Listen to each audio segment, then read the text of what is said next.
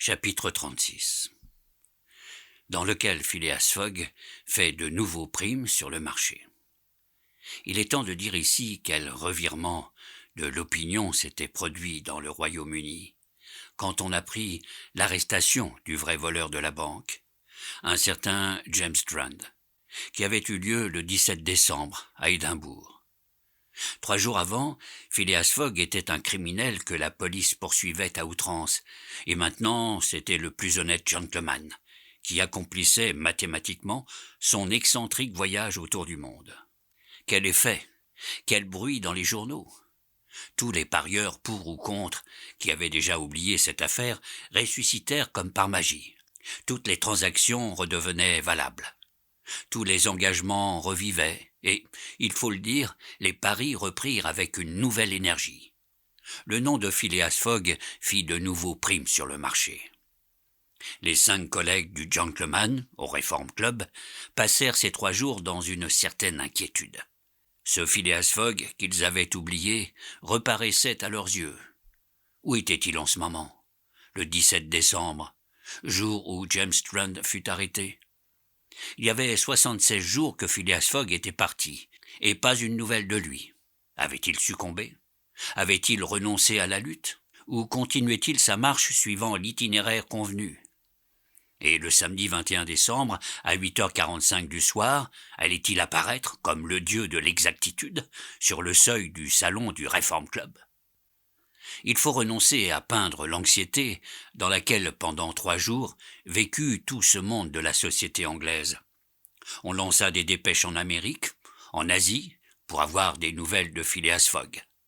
On envoya matin et soir observer la maison de Savile Row. Rien. La police elle-même ne savait plus ce qu'était devenu le détective Fix, qui s'était si malencontreusement jeté sur une fausse piste, ce qui n'empêcha pas les paris de s'engager de nouveau sur une plus vaste échelle. Phileas Fogg, comme un cheval de course, arrivait au dernier tournant. On ne le cotait plus à 100, mais à 20, mais à 10, mais à 5. Et le vieux paralytique, Lord Albemarle, le prenait, lui, à égalité. Aussi, le samedi soir, y avait-il foule dans Pall Mall et dans les rues voisines. On eût dit un immense attroupement de coursiers, établis en permanence aux abords du Reform Club. La circulation était empêchée.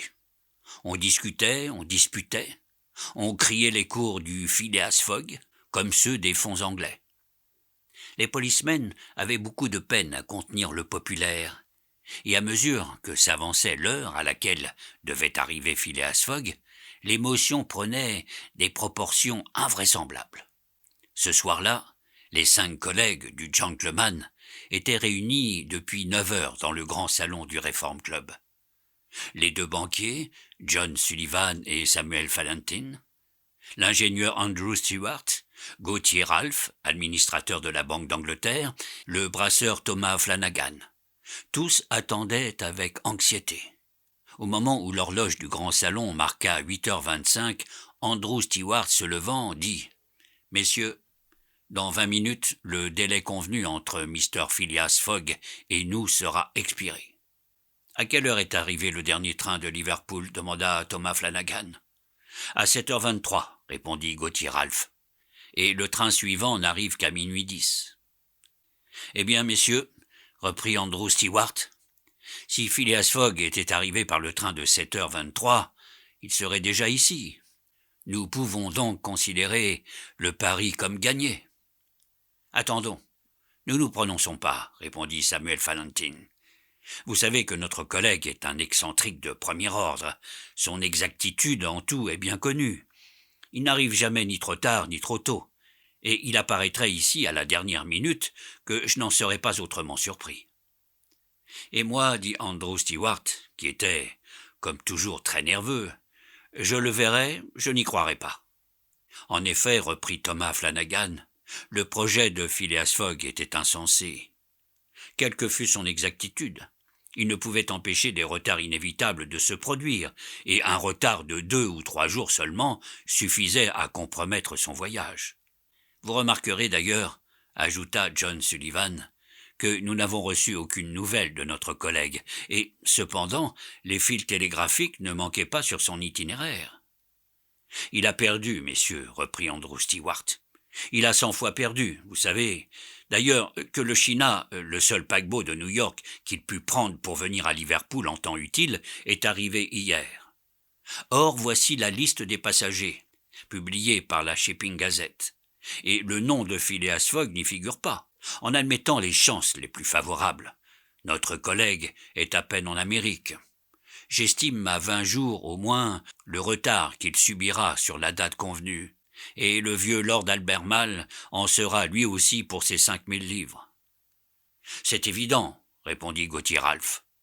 Et demain, nous n'aurons qu'à présenter chez Baring Frères le chèque de Mr. Fogg. » En ce moment, l'horloge du salon sonna à 8h40. « Encore 5 minutes, dit Andrew Stewart. » Les 5 collègues se regardaient. On peut croire que les battements de leur cœur avaient subi une légère accélération, car enfin, même pour de beaux joueurs, la partie était forte. Mais ils n'en voulaient rien laisser paraître, car, sur la proposition de Samuel Fallentin, ils prirent place à une table de jeu.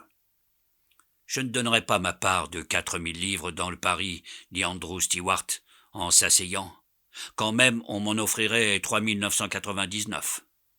L'aiguille marquait en ce moment 8h42. Les joueurs avaient pris les cartes, mais à chaque instant, leur regard se fixait sur l'horloge. On peut affirmer que, quelle que fût leur sécurité, jamais minute ne leur avait paru si longue. 8h43, dit Thomas Flanagan, en coupant le jeu que lui présentait Gauthier Ralph. Puis un moment de silence se fit. Le vaste salon du club était tranquille. Mais, au dehors, on entendait le brouhaha de la foule, que dominaient parfois des cris aigus. Le balancier de l'horloge battait la seconde avec une régularité mathématique.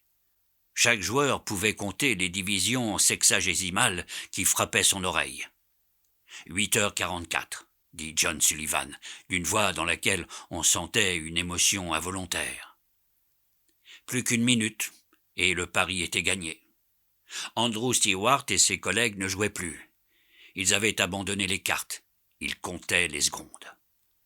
À la 40e seconde, rien. À la 50e, rien encore. À la 55e, on entendit comme un tonnerre au dehors, des applaudissements, des hurrahs et même des imprécations qui se propagèrent dans un roulement continu. Les joueurs se levèrent. À la 57e seconde, la porte du salon s'ouvrit, et le balancier n'avait pas battu la 60e seconde que Phileas Fogg apparaissait, suivi d'une foule en délire qui avait forcé l'entrée du club, et de sa voix calme, « Me voici, messieurs, disait-il. »